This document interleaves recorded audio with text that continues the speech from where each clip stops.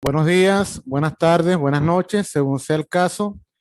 Bienvenidos nuevamente a esta su aula virtual de aprendizaje sobre sistemas de información geográfico. Ya ustedes me conocen, mi nombre es profesor Magíster José Daniel Fuentes y voy a ser el facilitador de esta unidad curricular durante este periodo. En esta oportunidad tendremos que ver el contenido de la unidad número 2 con respecto a la parte de aspectos cartográficos. Permítanme compartir pantalla para entrar al tema. Fundamentos cartográficos y geodésicos. Esta es nuestra segunda unidad, de la cual tendremos un pequeño examen escrito, ¿verdad? En la plataforma estará este video, estará la presentación y también estará un libro sobre sistema de información geográfico a la cual ustedes podrán acudir para obtener los materiales correspondientes. Vamos a empezar este tema definiendo lo que son coordenadas geográficas. Las estaremos viendo mucho en esta unidad curricular y debemos conocerlas perfectamente. La definimos de la siguiente manera. Son un sistema de referencia que utiliza las dos coordenadas angulares, latitud norte y sur, y longitud este y oeste. Sirve para determinar los laterales de la superficie terrestre o en general de un círculo o un esferoide. Cuando nosotros vemos estos números, ¿verdad? Que significan grados, minutos y segundos, y la latitud, cuando vemos norte y sur, debemos entender automáticamente que estamos hablando de latitud, y cuando vemos este u oeste, estamos hablando de longitud. Si muchos se han dado cuenta, se han percatado que aparece la letra W, es porque en inglés oeste se escribe con esta letra. Pero volvamos a esta proyección de nuestro planeta. Nosotros siempre vamos a necesitar estas dos medidas para ubicar un punto dentro del planeta. Por ejemplo, las flechas nos están indicando que este punto donde está el mouse en este momento, en la cual apuntan estas dos flechas, es esta coordenada en específico. Y por allí es la gran importancia de conocer las coordenadas geográficas porque nos ayudan a identificar puntos muy específicos a nivel mundial.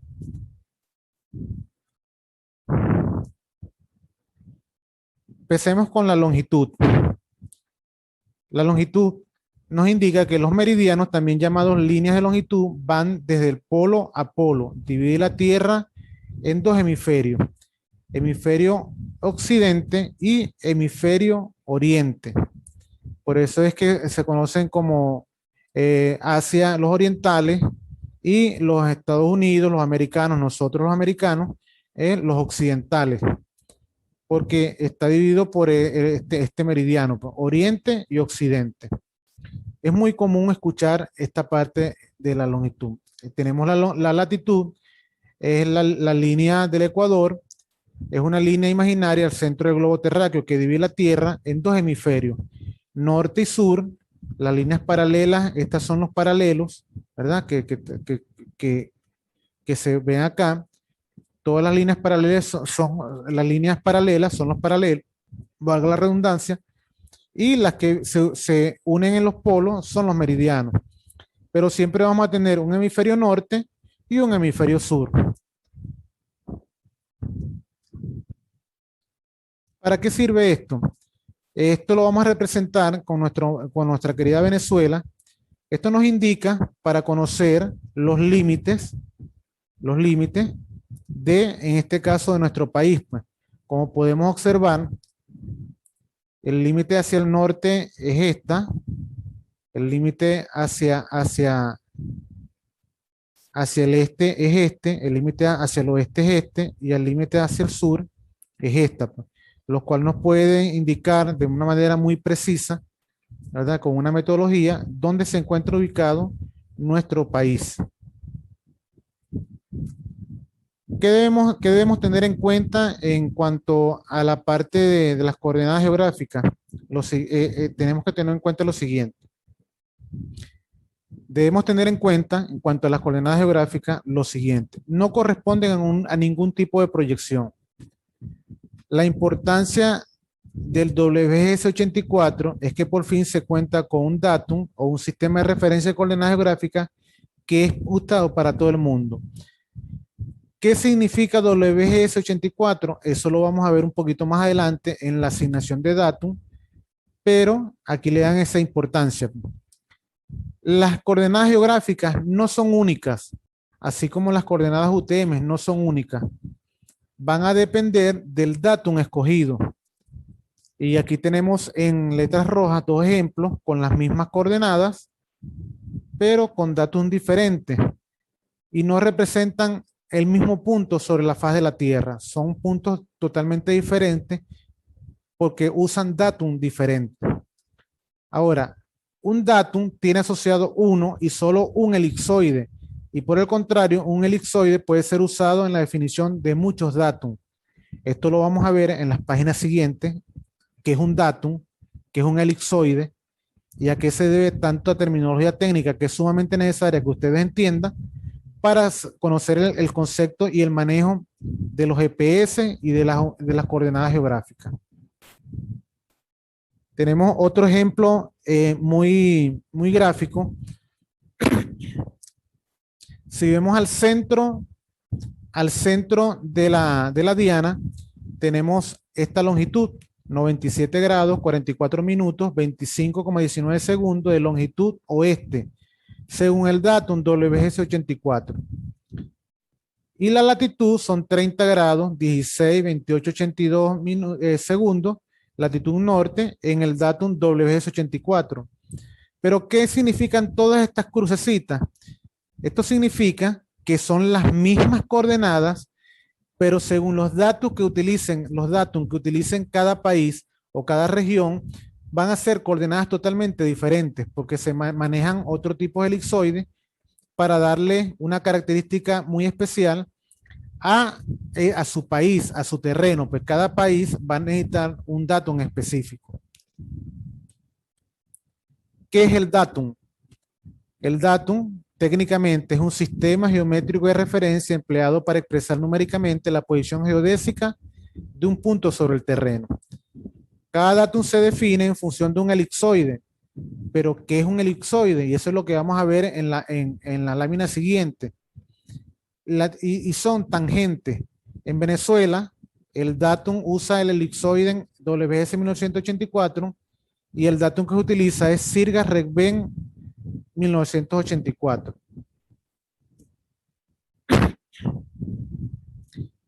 El datum provee un marco de referencia formado por el elipsoide, el punto fundamental, que no es más que un punto donde la Tierra y el elipsoide son tangentes y no se ha de especificar longitud, latitud y azimut de una dirección desde la establecida. Existen dos tipos de datum, centrados y locales. Datum. Para entender el datum debemos conocer ciertos aspectos de él.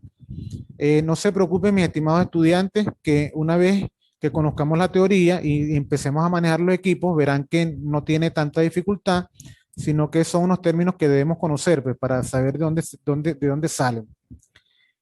Para esto debemos conocer qué es un geoide. Y esta parte la cito textualmente, nos la define de esta manera. Se define el geoide, la superficie teórica de la Tierra que une todos los puntos que tienen igual gravedad. Hasta allí me basta. Como pueden ver en la parte de abajo, existe una figura, ¿verdad? Donde nos indica el aspecto de la Tierra real, con sus picos, con sus depresiones y todo esto. Pero los científicos lo han tratado de llevar a una parte matemática y física comprensible y han creado lo que se llama el geoide, que es una superficie teórica, pues donde todos los altos y las depresiones Es decir, son como rellenadas, aplanadas, para que la Tierra tenga una forma constante, más no es absoluta. Entra en juego la otra cuestión, el elipsoide. ¿Qué es un elipsoide? Nos indica lo siguiente. Como sabemos, la Tierra no es redonda y su figura se asemeja más a una naranja a una esfera achatada por los polos. Y no existe una figura geométrica en ninguna parte que la represente, debido fundamentalmente a las irregularidades existentes. Es decir, los científicos crean el geoide, pero no es una parte teórica. Ahora, otros científicos que desean estudiar la Tierra de otra manera, lo que hacen es un elipsoide, tratando de darle a nuestra Tierra una forma de elipsoide que no es así tal, pero sirve para ciertos estudios. Entonces, de allí es que viene el concepto elipsoidal de la Tierra. Estas irregularidades de la Tierra son detectables y no extrapolables a todos los puntos simétricos en la Tierra, ya que no existe un único modelo matemático que nos represente. Es simplemente algo para tomar en cuenta y así tener ciertas medidas con algún grado de precisión. En esta unidad podemos sacarlos un poquito de dudas a ustedes en cuanto a lo que es el geoide, a lo que es el elipsoide y lo que es la superficie terrestre. Como pueden darse cuenta, la superficie terrestre, esta que aparece acá, la cual estoy apuntando ahora con el cursor, esta es la superficie terrestre. Vean que es totalmente irregular. Luego se crea el geoide, que es el que trata de eliminar estos picos y rellenar estos vacíos en la Tierra para darle cierta forma teórica. Y luego viene el elipsoide para darle más rigurosidad científica, ¿verdad? Y poder tener ciertos puntos de referencia en la Tierra que sirvan para cuestiones científicas. Entonces, y hay una comparación allí entre la superficie terrestre, el geoide y el elipsoide. Son tres términos que van a utilizar mucho, más que todo en la parte de teoría y en la parte de los cuestionarios. Ténganlo muy presente. Aquí tenemos varios datos estándar a nivel mundial. Cuando ustedes localicen estas siglas, solamente hay una explicación, que son datum. ¿Qué significa ED50? Datum europeo de 1950. SAD 69, Suramérica Datum 1969. Este fue un datum muy utilizado en Suramérica, pero luego fue cambiado y lo vamos a ver más adelante. GRS80, geodesia y referencia, un sistema de geodesia, de referencia geodésica de 1980. Y así hay muchos datum, por eso es que tenemos que tener mucho cuidado a la hora de configurar los equipos y a la hora de entender cada sigla de esta. Por lo menos aquí tenemos la W84, que significa World Geodesic System de 1984. Es la más amplia usada a nivel mundial. Pero les repito, cada país usa su datum de acuerdo a sus exigencias y a sus necesidades. Vamos también a tocar un término en la parte de proyecciones. Como todos sabemos, como todos hemos aprendido y sabemos o hemos leído, la Tierra no es totalmente redonda, pero sí tiene cierto grado de circunferencia. Algunos autores dicen que parece una manzana, otros dicen que parece una pera, pero no se puede estudiar de esta manera porque es muy difícil. Y para eso los científicos, nuestros estudiosos, ¿verdad? Han hecho la Tierra de diversas maneras. La han tornado en proyecciones cónicas para ciertos estudios, la han tomado en proyecciones cilíndricas para otros, y otros, como los mapas que conocemos en general, son proyecciones planas. Entonces existen tres tipos de proyecciones con las cuales se podría trabajar. Aquí tenemos algo que vamos a utilizar mucho a nivel de toma de datos, a nivel de poligonales, y son las UTM. ¿Qué significa UTM? Universal Transverse Mercator. Es una unidad de medida, una coordenada, una proyección, ¿verdad? Así como las coordenadas geográficas, también están las UTM. Las coordenadas geográficas se manejan en grados, minutos y segundos, y las UTM se manejan en metros y son muy útil para algunas cosas y es como todo, pues todo tiene su relevancia.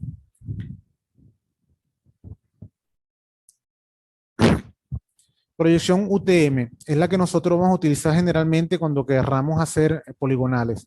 Ojo, podemos trabajar con coordenadas geográficas y tomar las coordenadas geográficas siempre y cuando el datum sea el correcto y luego traspolar coordenadas geográficas a UTM. Es posible y viceversa, porque hay conceptos matemáticos y físicos que lo permiten. Pero la proyección UTM, ¿a qué se refiere? Ya vimos que existen unas proyecciones cilíndricas, verticales y horizontales. La proyección UTM en específico, su inventor fue Mercator, científico y cartógrafo, estudió la forma de representar la Tierra y desarrolló la proyección de la Tierra en la figura de un cilindro en posición vertical y un ajuste o compensación de los paralelos.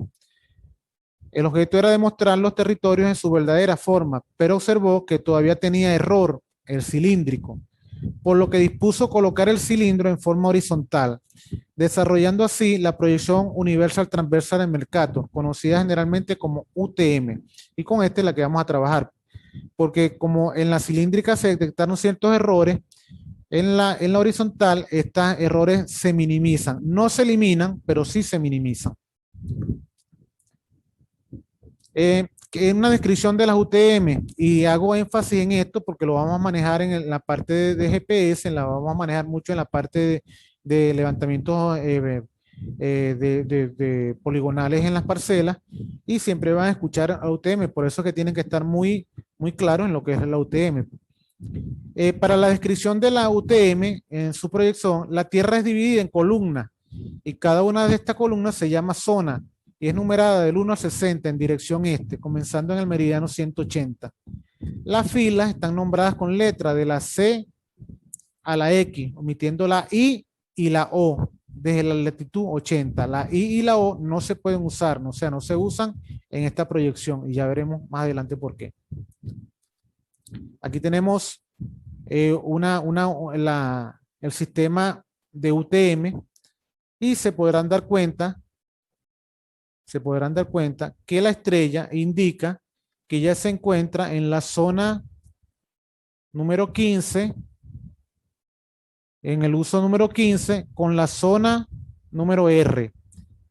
Entonces aquí sería uso 15, zona R, uso 15. Así es que se utiliza la UTM, y lo vamos a ver aquí también en Venezuela porque también presenta las mismas características. Estimados estudiantes, muy importante esta parte acá. Tenemos que, una vez que entramos al mundo de las UTM, entramos al mundo de las poligonales, tenemos que tener muy en cuenta lo siguiente. Siempre debemos, cuando trabajemos con UTM, debemos conocer la resolución con la cual estamos trabajando. Y para esto tenemos la siguiente gráfica. Siempre, al uno localizar un dato en nuestros equipos, es lo primero que se debe hacer, configurar el equipo dependiendo de la zona donde vamos a trabajar, y van a aparecer estos datos. El uso, que lo acabamos de ver en algunos momentos, el uso, la zona, nos va a aparecer 6 dígitos de primero y 7 dígitos después. Los 6 dígitos siempre van a representar en UTM el este, y los 7 dígitos siempre van a representar las coordenadas del norte. Norte y este es lo que se maneja en UTM. Téngalo siempre presente. 6 dígitos, coordenada en el este, y 7 dígitos, coordenadas en el norte. Norte es Y y este es X. Para resolución de un kilómetro, aquí tenemos aquí debajo, ¿verdad? La resolución es el uso el 30, zona 3, pero son 3 dígitos el este y 4 dígitos el norte.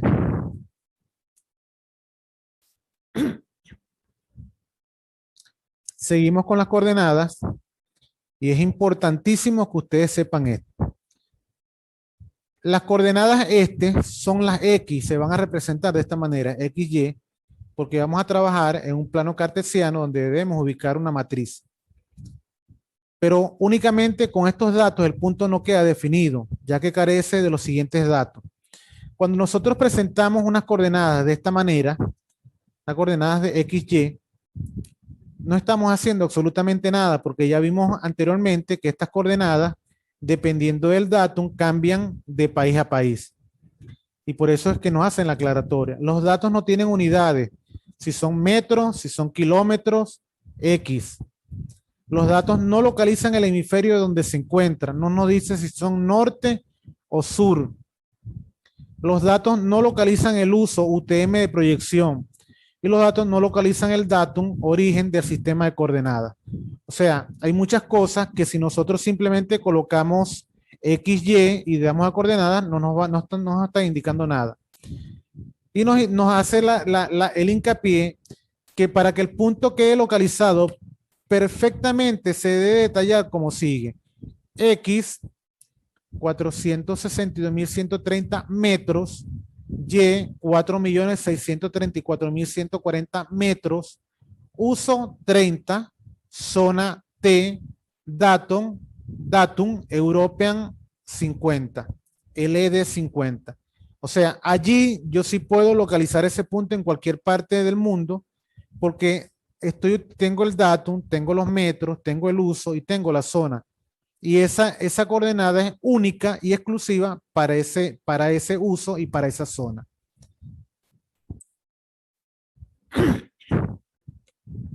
Aquí tenemos nuevamente otra forma en que se nos puede presentar las coordenadas UTM de la siguiente manera. 30T, 386, 1434, 560137. Es posible que lo consigamos así, datum E50. ¿Qué nos indica esto? Que los 6 primeros números que aparezcan corresponden al este, es decir, son X, y los otros 7 números corresponden a Y. Porque el norte es Y y el este es X. Ténganlo muy claro este concepto. Para Venezuela, desde el 99, Venezuela trabajaba con unos datum conocidos como la canoa, conocidos como el PSA 56, que era el Suramérica Provisional, pero desde el 99 y a través de Gaceta Oficial en Venezuela se trabaja con el datum Sirgas-Regben, que es lo mismo que WS84 y posee 4 usos. El uso 18, el uso 19, el uso 20 y el uso 21. Recalco, las coordenadas del uso 19 pueden ser idénticas a cualquiera de las coordenadas, pero si no está con el uso, no es válido. Me explico nuevamente. Esta coordenada de acá, que yo tomé en el Zulia, si yo no defino que es uso 19, que es uso 18, perdón, que es uso 18, si no lo defino, esas coordenadas pueden ser del uso 19, del uso 20 o del uso 21. Tenemos que estar muy pendientes con ese detalle. Entramos a otra característica del manejo del sistema de información geográfico y la cartografía, y es un tema sobre raster y vectores. ¿Qué son raster? Son imágenes fotográficas, son imágenes satelitales, y vectores son líneas, puntos poligonales que se utilizan con mayor exactitud para darle cierto uso a ciertos mapas, por decirlo de alguna manera. Cada uno tiene sus ventajas y sus desventajas. En este momento vamos a conocer las ventajas del raster. Estructura de datos sencilla. La operación de superposición overlay se realiza de forma fácil. Representa mejor elevada variabilidad espacial. Es necesario para el manejo y modificación de imágenes digitales y satelitales. El raster es sinónimo de imágenes satelitales. ¿Cuáles son sus desventajas? ocupan más memoria. Son imágenes a veces muy pesadas porque contienen mucha información de colores, mucha información fotogramétrica y entonces se ponen muy pesadas. Relaciones topológicas son más difíciles de representar. El mapa resulta menos estético, los límites resultan más groseros. Este fenómeno puede superarse reduciendo el tamaño del píxel, pero incrementa en gran medida el volumen del archivo. O sea, es una cuestión más técnica, se ven muy bonitos, multicolores, pero tienden a ralentizar el proceso de imágenes. En cuanto a los vectores, las ventajas que tiene es que proporciona una estructura de datos compacta y ocupa menos memoria.